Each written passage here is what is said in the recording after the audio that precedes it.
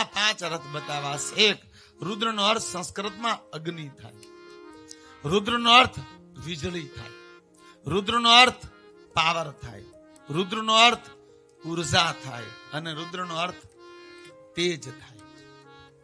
જી હા,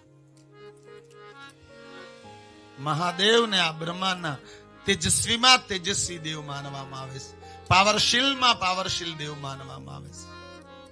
કારણ કે દુનિયામાં અગ્નિથી મોટો કોઈ પાવર નથી. જી હા, આખા બ્રહ્માંડ એક ચિંગારી હળગાવી નાખે. જી હા, ઓમ તત્પુરુષાય વિદ્મહે મહાદેવાય ધીમહિ તન્નો રુદ્ર પ્રચોદયાત નમઃ. હે મહાદેવ, આ બ્રહ્માના આદિ અનાદિ અનંત અવિનાશી આપ મહાપુરુષ છો, આપ રક્ષકના દેવ છો. પૂરા બ્રહ્માની ઢાલ કોઈ હોય, તમારું જો આ દેહનું કોઈ કવચ હોય તો એ મહાદેવ છે.